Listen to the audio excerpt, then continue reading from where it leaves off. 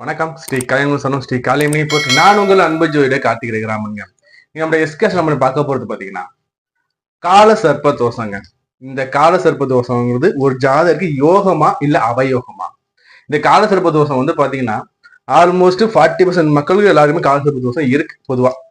இந்த கால சர்ப்ப தோஷங்கிறது யோகத்தை கொடுக்குதா இல்ல வந்து கஷ்டத்தை கொடுக்குதா? இந்த கால சர்ப்ப தோஷம் வந்து நமக்கு என்ன மாதிரி பண்ணும் நம்ம தெளிவா பார்த்துட்டு வருவோங்க. அதுக்கு முன்னாடி நீங்க இப்ப முதல் முறை நம்ம டிஸ்கஸ் வீடியோஸ் பாத்தீங்கன்னா உங்களுடைய விலை மதிப்பாக பொண்ணா சப்ஸ்கிரைப் பண்ணி கிளிக் பண்ணுங்க. அதே மாதிரி நீங்க இன்னும் வீடியோஸ் வந்து சப்ஸ்கிரைப் பண்ணாம கண்டிப்பா பாத்துட்டு இருக்கீங்கன்னா உங்களோட வேலைப்பான சப்ஸ்கிரைப் பண்ணி கிளிக் பண்ணுங்க. கூட பெல் ஐகான் கிளிக் பண்ணா அந்த வீடியோ சொல்றடியா வந்துகிட்டே இருக்கும். இப்ப வாங்க நம்ம போயிட்டு இந்த கால சர்ப்ப தோஷம், அதாவது கால சர்ப்பம், அதாவது காலகன்னா பாம்புன்னு வரும், அந்த சின்ன லால இந்த லா வரும். இந்த கால சர்ப்பம், இந்த கால சர்ப்பம்னாவே என்ன ஞாபகம்? ஒரு சர்ப்பம்னா பாம்பு. அப்போ பாம்புக்குள் அகப்படுறான்னு தான் அர்த்தம், புரியுதுங்களா? அந்த பாம்புங்கிறது என்ன? நிழல் கிரகம் நம்ம வடிவமைக்கிறோம். இந்த நிழல்ங்கிறது பருப்பொருள் எதுவுமே கிடையாது. நிழல்ங்கிறது பாத்தீங்கன்னா எப்படி வேணா வளைஞ்சு நெளிஞ்சு போகக்கூடியது. இதுக்கு வந்து பாத்தீங்கன்னா வந்து இது இப்படித்தான் அது அப்படி நம்ம சொல்ல முடியாது. ஏன்னா அதுக்கு வந்து உருவமே கிடையாது. நிழல் வந்து எங்க விழுதோ விழுற இடத்துக்கான அந்த உருவத்தை எடுத்துக்கும். அப்படி இருக்கும்போது இந்த நிழலுக்கு பாத்தீங்கன்னா நம்ம என்ன சொல்றோம்னா ராகு கேதுங்கிறோம். இந்த ராகு கேதுகள் யாரு? இந்த ராகு கேது யாருன்னு சொல்லிட்டு நம்ம சேனல் அடிச்சுபடியே கொடுத்துங்க, பார்க்கலாம். ஐக்கான் வரை எடுத்து பாருங்க. இந்த ராகு கேதுகள் பாத்தீங்கன்னா சுபர்பானுங்கிற ஒரு அரக்கன்.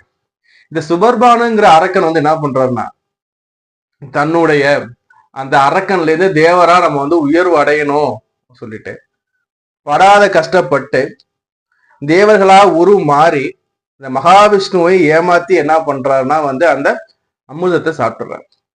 எல்லாருக்குமே தெரியும் இந்த கதை. இந்த கதையில வந்து பாத்தீங்கன்னா என்ன பண்றாங்கன்னா மகாவிஷ்ணு என்ன பண்றாரு, மோகினி வருதுக்கு போது தன்னோட சக்கராயத்தை விட்டு அந்த சுபர்பான் 2 துண்டா அறுத்துறாரு. ஏன்னா இவர் வந்து அறுத்தாலும் இவர் என்ன பண்றாரு, அமுதம் சாப்பிட்டு இருக்காரு இல்லையா? அதனால இவருக்கு வந்து ஆயுள் வந்து முடிவே கிடையாது. அப்போ இவர் வந்து என்ன பண்றாரு, சாகாவரம் இவரையும் கிடைச்சிடுது இல்லையா இந்த அசுரருக்கும். அப்போ இந்த அசுரர் என்ன பண்றாருன்னா கடும் தவம் இருக்கார். கடும் தவம் இருந்து நம்ம வந்து இப்படி நம்ம இருக்கக்கூடாது, நம்ம வந்து ஜோதிட பதிவாளர் நம்ம வரணும், அந்த உயர்நிலை நம்மளும் பெறணும்னு சொல்லிட்டு மகாவிஷ்ணு நோக்கி கடும் தவம் இருந்து இந்த ஜோதிட பதிவாளத்துக்குள்ள வந்தாங்கிறது ஒரு புராணக்கர். அப்போ இந்த ராகு கேதுக்கள்ங்கிறது பாத்தீங்கன்னா ஒரே ஆளு, சுபர்பானுங்கிற ஒரே ஆளு, ஒரே அரக்கன். அப்போ இவனோட குணங்கள் எப்படி இருக்கும்? பிடிவாத குணம், நினைச்சதை சாதிக்கணும், நம்ம வந்து சாதிச்சே தீரணுங்கிற எண்ணத்தை வந்து இவருக்கு விதைச்சிருப்பாங்க. அப்போ இந்த அமைப்பு உள்ளது பாத்தீங்கன்னா எல்லாருக்குமே பாத்தீங்கன்னா அந்த பிடிவாத குணங்கள் மூர்க்க குணம் கண்டிப்பா இருக்கும். இந்த கால சர்ப்ப தோஷங்கிறது பார்த்தா நமக்கு ராகு கேது, இந்த ராகு கேதுக்கு இடையில வந்து உங்களோட லக்னம் உள்பட அனைத்தும் அடைக்கணும், புரியுதுங்களா? லக்னம் வந்து ராகுவோட இருக்கு இல்ல சந்திரன் ராகுவோட இருக்கு, ஏனைய கிரகம் மட்டும் உள்ளவங்க அது வந்து முழுமையான கால சர்ப்ப தோஷம் கிடையாது. ஒரு உதாரணம் பாருங்க. நீங்க மேச லக்னமா இருக்கீங்க, உங்களுக்கு எப்படி சார் கால சர்ப்ப தோஷம் வரும்னு பார்த்தா, இப்போ உங்க லக்னம் எங்க மேசமா, ராகு எங்க இருக்காரு, மீனத்துல இருக்காரு, புரியுதுங்களா? இந்த கேது வந்து இங்க கன்னியில இருக்காரு. இப்ப இந்த மீனத்துக்கும் இந்த கன்னிக்கும் இடையில உடைய லக்னம் உள்பட சந்திரன் உள்பட அனைத்து விதமான கோள்களும் அமர்ந்து இருக்குன்னா உங்களுக்கு கால சர்ப்ப தோஷங்க. இது ஒண்ணு இல்ல சார். இந்த அப்படி இல்லைன்னா இந்த பக்கம் கும்பராசி இருக்கு பாத்தீங்களா, இந்த கும்பத்திலையும் இந்த துளாராசி இந்த இடப்பட்டத்திலேயே பாத்தீங்கன்னா கூட லக்னம் ராசி எல்லாமே அமைஞ்சிருந்தாலும் கால சர்ப்ப தோஷம் சார். அதாவது என்ன சொன்னா வலஞ்சுழி கால சர்ப்ப தோஷம், இடஞ்சுழி கால சர்ப்ப தோஷம் பாங்க. சரி, இந்த கால சர்ப்ப தோஷம் என்ன சார் பண்ணிருக்கு, யோகமா பாவமா சார்? முதல்ல கால சர்ப்பம், சர்ப்பம் என்ன பண்ணும் சொல்லுங்களேன்? ஒரு சர்ப்பங்கிறது ஒரு இடத்துல இருக்காது, அலைஞ்சு தெரியும். அதுக்கு எவ்வளவு கண்டோன்னு பாருங்களேன். வெயில போனா மயங்கி விழுந்துடும், ஒரு கேர்டன் பார்த்தா கொத்திடும், கீரி பார்த்தா வெட்டிடும், ஏன் நம்மளே பார்த்தா அடிச்சு கொண்டுடும். அப்போ அவ்வளோ ரிஸ்க் அவ்வளோ தடைகளையும் தாண்டி அந்த சர்ப்பங்கிறது தன்னோட வாழ்நாள் நடத்திட்டு இருக்கு. அப்போ இந்த சர்ப்பத்துக்குள்ள இந்த ராகு கேதுகளுக்குள்ள உங்களோட ஏனைய கிரகங்கள் எல்லாமே அடப்படுதுங்கும் போது உங்களை காப்பாத்துட்டு வேற கிரகம் எதுவும் கிடையாது, எல்லாமே பாம்புக்குள்ள வந்துச்சு. அப்போ என்ன சார் நடக்கும் இங்க? இதுக்கு யோகமா பாவமா சார்னா இந்த கால சர்ப்ப தோஷம் வந்து உங்களுக்கு எங்க தொடங்குதுன்னு பார்க்கும். சிலருக்கு பாத்தீங்கன்னா வந்து இந்த கால சர்ப்ப தோஷம் வந்து நல்ல அமைப்பை கொடுக்கும், சிலருக்கு பாத்தீங்கன்னா வந்து ரொம்ப மோசமான போட்டாங்க. இது எப்படி சார்னா நம்ம போன ஜென்மத்துல நம்ம வந்து அந்த சர்ப்பம் சொல்லக்கூடிய பாம்புகளுக்கு நம்ம இணைக்கப்பட்ட அநீதியின் பிரதிபலன் இந்த ஜென்மம் நமக்கு வந்து கால சர்ப்ப தோஷமா அமையுங்க. இந்த தோசை என்ன பண்ணும்னா இளமை காலத்துல வந்து மிகப்பெரிய கஷ்டத்தை கொடுக்கும், பாடத்தை புகட்டும். புரியுதுங்களா? அதே மாதிரி பாத்தீங்கன்னா நம்மளோட வாலிப பருவத்துல நமக்கு மன துயரத்தையும் மன கஷ்டத்தையும் கொடுப்பார். ஒரு 45 வயதுக்கு மேல பாத்தீங்கன்னா சுகபோகத்தையும் ராஜபோகத்தையும் அது கொடுத்துட்டு போகும். ஒரு இந்த சுபர்பானுங்கிற அரக்கன் நம்ம வந்து இந்த அசுரனா இருக்கக்கூடாது, நம்ம வந்து அசுரனாக இருந்து நம்ம பிறவி இப்ப நம்ம கழிச்சிடக்கூடாதுன்னு படாத கஷ்டப்பட்டு தேவரா மாறி, அதுக்கும் பிறகு படாத கஷ்டப்பட்டு கடும் தவம் இருந்து கடும் உழைப்பின் பேர்ல என்ன பண்றாருன்னா நவகிரக பரிபாலத்துல வர்ற. அப்படி இருக்கும்போது இந்த அமைப்பு என்ன பண்ண, இதே சர்க்குணத்தை என்ன பண்ணா அந்த அமைப்புகளும் கொடுக்கும். அப்ப என்ன சார் பண்ண போகுதுன்னா, அதாவது படிக்கிற வயது வரைக்கும் எண்ணிலடங்கா கஷ்டத்தை கொடுக்கும், சொல்ல முடியாத கஷ்டத்தையும் வாழ்க்கை பாடத்தையும் புகட்டும். வாழ்க்கை பாடத்தை புகட்டும் போது நம்ம என்ன பண்ணுவோம்னா நமக்கு உத்வேகம் பிறக்கும். உதாரணம் சொல்றோம் பாருங்களேன், ஒரு கல்லு கிடக்குன்னா அந்த கல்லு அப்படியே தான் கிடக்கும், அந்த கல்லு எந்த பயனும் இருக்காது. அந்த கல்லை வந்து உளியால அடிச்சு நம்ம செதுக்கும் போது அந்த கல்லுக்கு என்ன வலிக்கும். கல்லை நம்ம செதுக்குறோம், பீஸ் பீஸா எடுத்துறோம், எடுத்துட்டு நம்ம அந்த கல்லை என்ன பண்றோம், சிலையா வடிவமைக்கிறோம். அப்போ அந்த கல்லாகப்பட்டது தாங்கக்கூடிய துயரத்தின் பிரதிபலன் என்ன பண்றோம், அந்த கல்லை எல்லாருமே வணங்குறோம். அப்போ அதே இந்த காலசர்ப்ப தோஷம் என்ன பண்ணும்னா உங்களை செதுக்கும் அப்படியே. புரியுதா? வாழ்க்கையில என்ன, வாழ்க்கையில என்ன, நம்ம என்ன செய்யணும், நம்ம என்ன செஞ்சுக்கிட்டு இருக்கோம், நம்ம ஏன் நம்ம வந்து இந்த வெற்றி நமக்கு கிடைக்கலங்கிறத வந்து உங்களை ரியலைஸ் பண்ண வைக்கும். அப்போ வளர்ற காலத்துல இந்த வாழ்க்கை முறைகள்லாம் என்ன, நாம என்ன தப்பு பண்ணியிருக்கோம், நம்ம இதுல வந்து நம்ம எப்படி நம்ம வந்து ஜெயிக்கணும்னு சொல்லிட்டு அந்த ஜெயிக்கிற உத்வேகத்தை உள்ள கொடுக்கும். நல்லா யோசிச்சு பாருங்க. காலசர்ப்ப தோஷம் உள்ள அன்பர்கள் எல்லாருமே இந்த வீடியோ பாக்குறீங்கன்னா உங்களுக்கு அவங்க செக் பண்ணி, நான் சொல்றத செக் பண்ணி பாருங்க. உங்களோட இளமை காலத்துல நீங்க வந்து நல்ல ஒரு துடிப்பா இருந்திருக்கீங்க, எல்லா கஷ்டத்தையும் எல்லா சுமைகளையும் தாண்டி வாழ்க்கையில சொல்லணும்னா கஷ்டத்தெல்லாம் தாண்டி அதுல இருந்து பட்டறிவு பெற்று அந்த பட்டறிவுல ஜெயிக்கணும் ஜெயிக்கணும் போராடி ஜெயிச்சிருப்பீங்க. நல்லா உயர்ந்த நிலையில இருக்க ஜாதகத்தை எடுத்து பாத்தீங்கன்னா அதுல ஆல்மோஸ்ட் 65% காலசர்ப்ப தோஷம் இருக்கும்.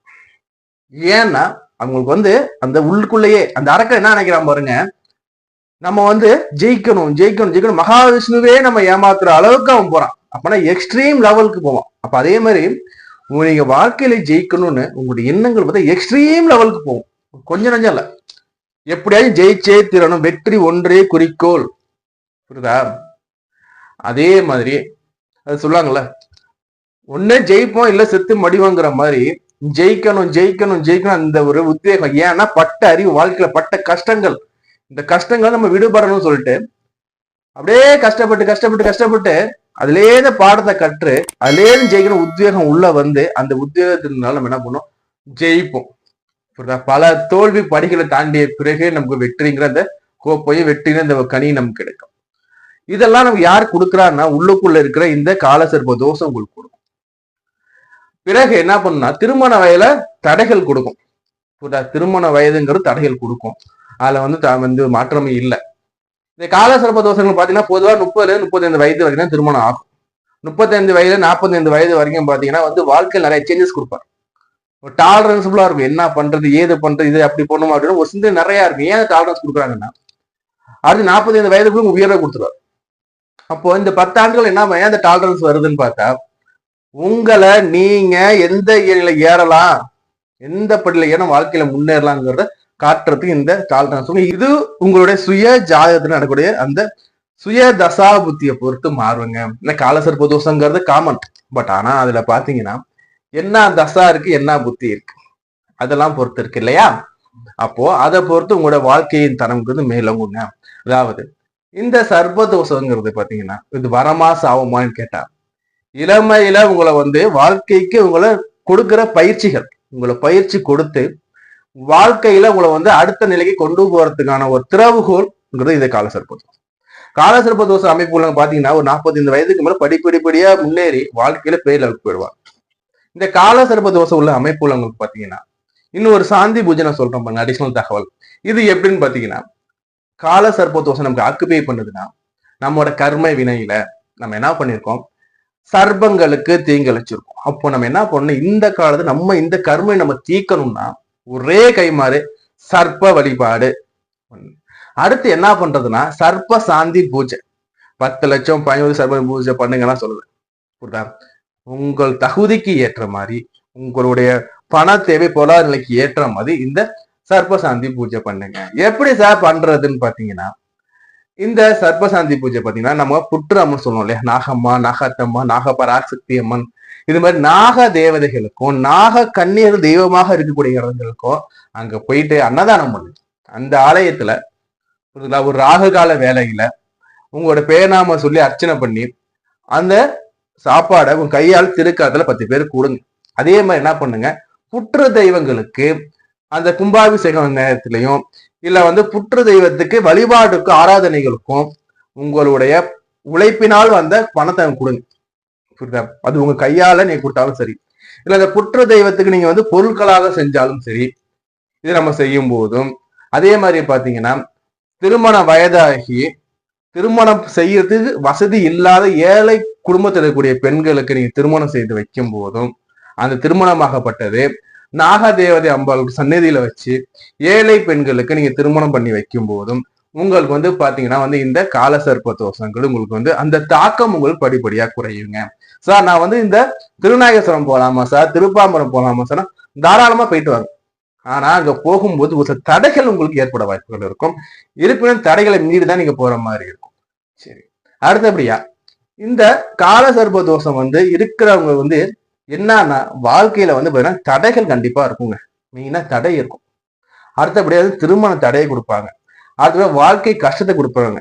இது எல்லாமே நீங்க உங்களுக்கு விதிக்கப்பட்ட அந்த வாழ்க்கையின் அந்த ஒரு பொன்னான காலத்துக்கான திறவுகோல். நம்ம சொல்லுவோம்ல, இப்போ நீங்க ஒரு கிலோ அல்வா வாங்கணும்னா என்ன பண்ணணும் சொல்லுங்க? வீட்டுல இருந்து கிளம்பணும், பைக்ல போகணும், டிராபிக் தாண்டி போகணும், கடையில போயிட்டு வாங்கணும். எடுத்தோன்னா அல்வா கைக்கு வந்துடாது. அதே மாதிரி உங்க வாழ்க்கையில பொன்னான காலத்தை நீங்க அடைகிறதுக்கு இந்த சர்ப்பங்கள் உங்களை என்ன பண்ணா தடை தடங்கள்லாம் கொடுத்து உங்களை பக்குவப்படுத்துறாங்க. புரியுதா? என்ன பொறுத்த வரைக்கும் பாத்தீங்கன்னா இந்த காலசர்ப்ப யோகங்கிறது தோஷங்கிறது ஒரு யோகமா நான் பாக்குறேன். ஏன் சார்னா நம்ம 45 வயது நம்மளோட சக்திகள் இருக்கும். நம்ம ஈஸியா உழைச்சி சம்பாதிச்சிடலாம். 45 வயதிற்கு பிறகு நமக்கு ஒரு சப்போர்ட் வேணும். அப்ப நம்மளால ஓடி உழைக்க முடியாது. அப்ப அந்த காலகட்டத்தில் இந்த சர்ப்பதோஷம் என்ன பண்ணா நல்லதை கொடுக்கும் உங்களுக்கு. புரியுதா? அப்ப உங்களுக்கு நல் வாழ்க்கை கொடுக்குதுங்கும் போது நல்ல விஷயம் தானே இது. இது மாதிரி வேற ஒரு காலம் உங்களுக்கு சந்திக்கிறேன். உங்களுக்கு ஜோடி சம்பந்தமான அனைத்து விதமான கேள்விகளுக்கும், அதே மாதிரி ஜாதகம் பார்க்கணும், திருமண பொருத்தம் பார்க்கணும், பெயர் ராசி பார்க்கணும், இல்ல வேற ஏதும் குடும்ப பிரச்சனைகளுக்கு ஜோதிட வகையான ஆலோசனை வேணும்னு நீங்க பிரியப்பட்டீங்கன்னா ஸ்கிரீன்ல என் நம்பர் கொடுத்துருங்க. இப்ப கனெக்ட் பண்ணி நம்மகிட்ட கன்சல்டேஷன் வாங்கிக்கோங்க. நான் உங்களுக்கு கார்த்திகை ரகுராமன். நன்றி, வணக்கம்.